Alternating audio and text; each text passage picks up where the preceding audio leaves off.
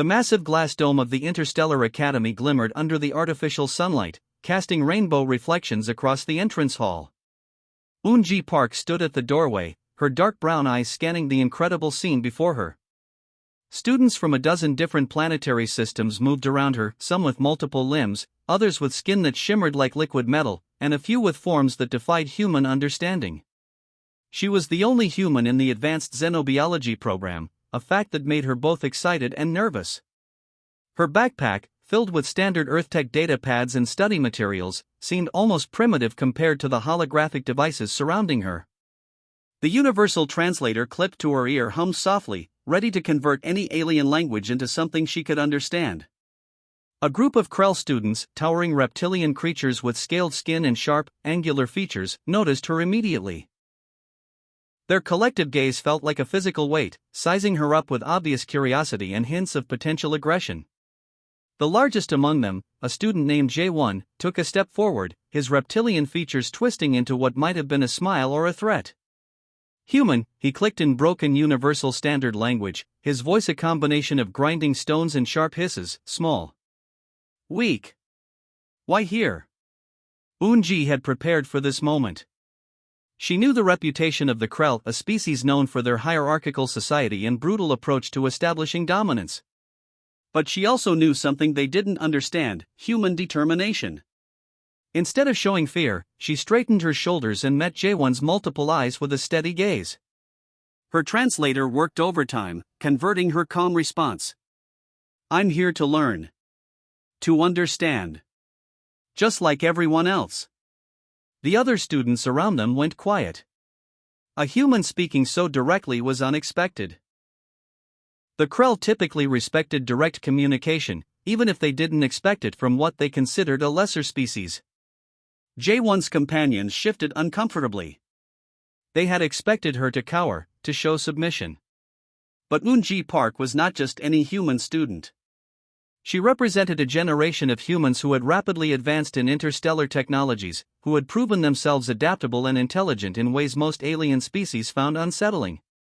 The Academy's orientation hall buzzed with tension. Holographic displays flickered with information about courses, planetary systems, and interspecies communication protocols.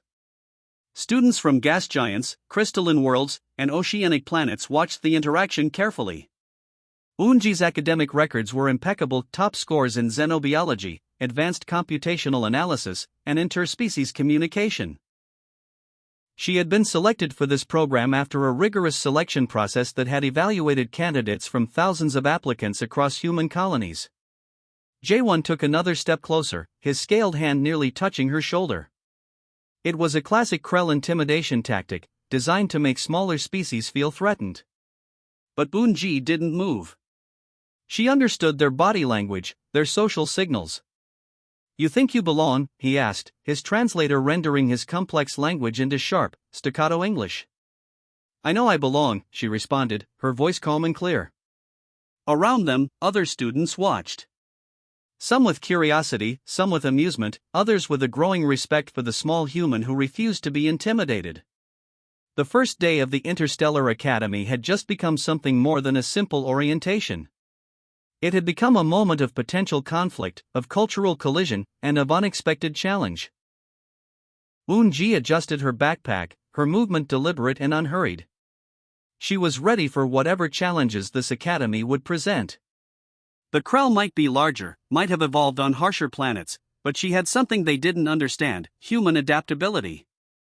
And that, she knew, could be the most powerful weapon of all. The xenobiology laboratory was a marvel of engineering, with transparent walls that showed star systems outside and complex scientific equipment that looked more like art than machinery.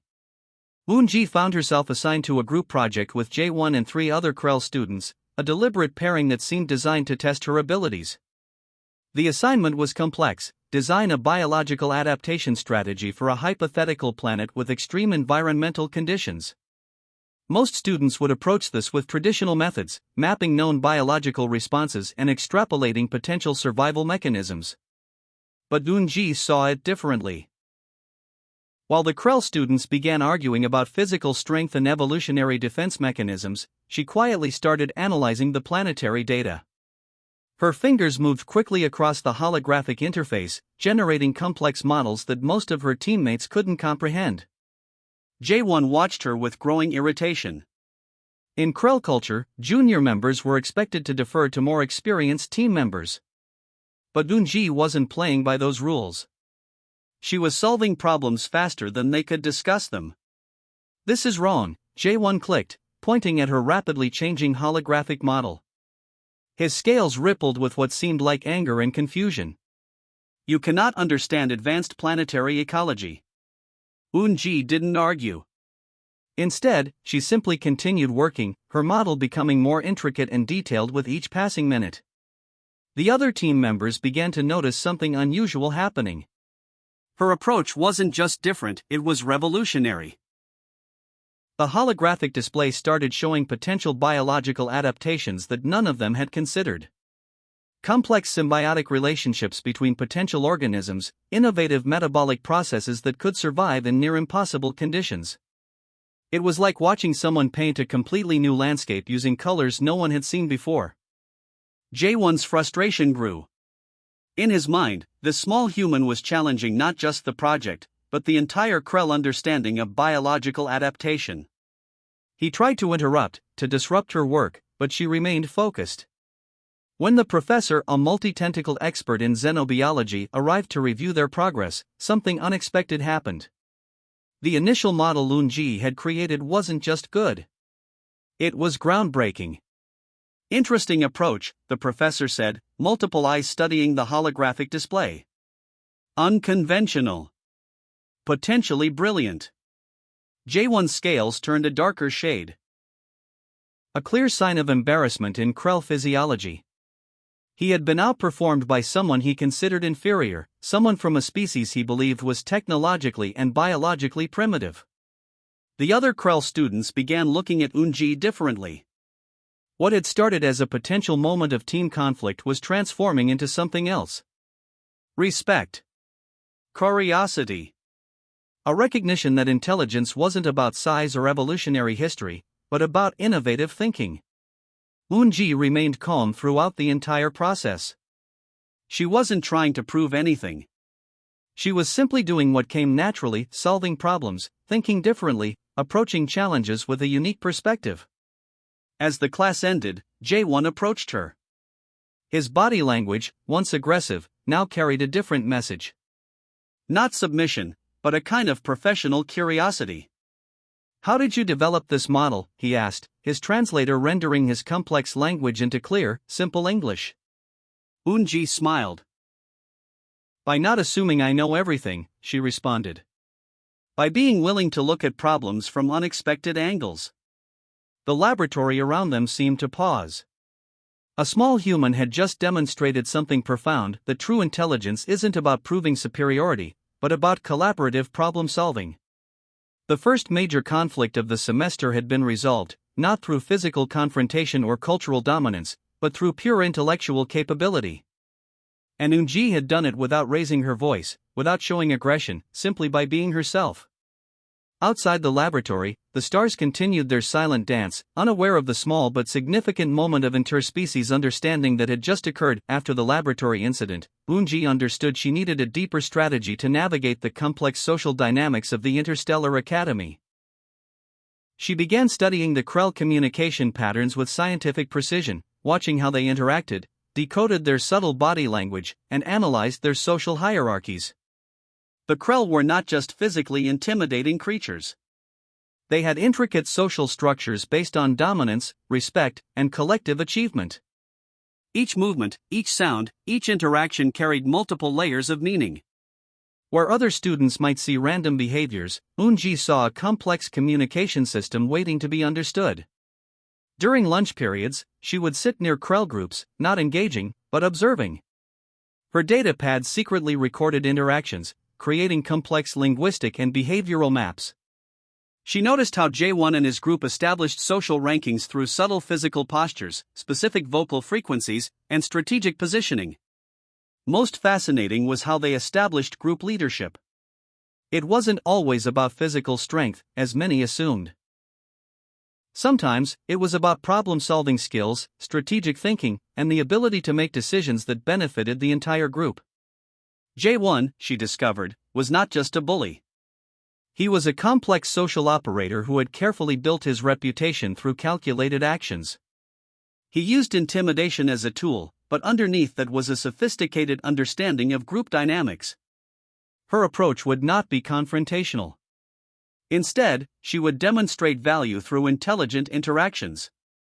When group projects came up, she started offering subtle insights that improved team performances. Not by taking over, but by gently guiding solutions. In the interspecies communication workshop, she deliberately chose strategies that highlighted collective thinking. While others saw competition, she saw opportunities for collaboration. Her human ability to think laterally and connect seemingly unrelated concepts became her greatest weapon. The Krell students began noticing something unusual. The small human wasn't trying to dominate. She was trying to understand. And in understanding, she was becoming valuable. During a complex simulation about resource management on a hypothetical hostile planet, Eun-ji's approach was revolutionary. Where Krell typically saw resources as things to be conquered, she saw them as interconnected systems that required balanced management. Her team's performance was exceptional. Not because she controlled everything, but because she created an environment where everyone's strengths could emerge. J1, initially resistant, found himself respecting her methodical approach. The Academy's social landscape started shifting. Students from different species began watching Eun-ji, trying to understand her strategy. She wasn't breaking rules, she was redefining them. One evening, in a common study area, J1 approached her. His body language was different, less aggressive, more curious. "Your methods," he said, "they are not traditional." Eun-ji smiled. "Traditional methods don't always solve new problems," she responded. Their conversation wasn't just an interaction. It was a small diplomatic negotiation, a moment of potential understanding between two very different species. The other students watched, fascinated. The human who had been initially seen as weak was systematically changing perceptions. Not through force, but through intelligent, strategic response. Her strategy was simple yet profound: understand before being understood. Learn the rules of the system, then find innovative ways to work within and sometimes around those rules. As the academic term progressed, Eun-ji's reputation grew. She wasn't just a student anymore. She was becoming a case study in interspecies communication, a living example of how intelligence and adaptability could transcend biological and cultural boundaries. The stars outside the Academy continued their silent rotation, witnessing a small but significant transformation in how different species might learn to coexist and collaborate. The annual Interspecies Survival Challenge was legendary at the Interstellar Academy. Each year, teams from different planetary systems would compete in a complex simulation designed to test their collective problem-solving skills, adaptability, and survival strategies. This year's challenge was particularly brutal. The simulation recreated a hostile planet with extreme environmental conditions, rapid temperature changes, limited resources, unexpected geological disruptions, and complex survival scenarios that would test every team's capabilities. Eun-ji found herself leading a diverse team. There was J1 from the Krell system, 2 silicon-based lifeforms from the Andromeda colonies, and a crystalline intelligence from a gas giant. Each member brought unique biological capabilities and perspectives. The challenge began with a sudden planetary storm. Most teams immediately sought traditional survival methods, building shelters, gathering resources, creating defensive positions. But Eun-ji saw something different. Where others saw chaos, she saw a complex system of interconnected challenges. "We're not just surviving," she told her team. "We're solving a living puzzle." Her first decision surprised everyone. Instead of seeking immediate shelter, she mapped the storm's potential trajectory, analyzing wind patterns, geological formations, and potential resource locations. The silicon-based team members could process data faster, creating intricate predictive models that most teams overlooked. J1, who once would have challenged her leadership, now watched with a mixture of curiosity and respect. His Krell training had always emphasized immediate physical response. But Unji was showing another approach, strategic thinking that transformed survival into an intellectual challenge. The planetary simulation threw everything at them. Sudden volcanic eruptions, rapid temperature drops, unexpected radiation bursts. Teams around them were struggling, losing team members, failing to adapt. But Unji's team moved like a single, intelligent organism. When their primary energy source was destroyed by a geological shift, the crystalline intelligence quickly reconfigured their equipment. When radiation levels spiked, the silicon-based team members created protective barriers using local mineral compositions. Jaewon's physical strength became a tool, not a weapon. He could move heavy objects, create physical structures, and protect the team during the most dangerous moments. But he was no longer acting alone, he was part of a cooperative system. 12 hours into the challenge, most teams had been eliminated. But Unji's team not only survived, they were thriving. They had transformed the hostile environment into a series of solvable problems, each challenge an opportunity for innovative thinking. The simulation's artificial intelligence began introducing more complex scenarios, designed to break their strategy. Unexpected resource scarcity, communication disruptions, physical challenges that tested each team member's limits. But they had something most teams didn't: genuine cooperation. Not just tolerance, but a true understanding of how different biological capabilities could work together. "We are not competing against each other," Unji would repeat. "We are solving problems together." As the final hours of the challenge approached, their performance caught the attention of the Academy's senior instructors. What started as a survival test had become a demonstration of interspecies collaboration. When the simulation finally ended, Unji's team had not just survived. They had set a new record for problem-solving efficiency, resource management, and team coordination. The awards ceremony was more than a recognition of their achievement. It was a moment that challenged long-held beliefs about species differences, about survival, about what true intelligence means. Jaewon stood next to Unji, his scaled body now carrying a sense of respect that went beyond physical intimidation. The small human who he once saw as weak had demonstrated a strength far more profound than physical power. As they received their commendations, the message was clear: in the vast, complex universe, survival isn't about individual strength. It's about understanding, adaptation, and the ability to work together in ways no one expected. The stars outside seemed to shine a little brighter, witnessing this small but significant moment of interspecies triumph. As the academic year drew to a close, the transformation was complete. Jaewon and his original group of Krell students found themselves in a position they never anticipated: socially isolated and professionally challenged. Unji hadn't set out to destroy their reputation. She had simply shown a different way of existing, of solving problems, of understanding complex systems. Her approach was so fundamentally different that it had reshaping the entire social ecosystem of the Interstellar Academy. The Krell students who once relied on physical intimidation now found themselves struggling to understand the new dynamics. Their traditional methods of establishing dominance no longer worked. The other students had learned something profound: intelligence was not about size, physical strength, or evolutionary history. During the final academic presentations, something remarkable happened. Teams that once were strictly divided by species now mixed freely. The barriers that had existed at the beginning of the year had begun to dissolve. Unji watched, almost surprised by the change she had inadvertently created.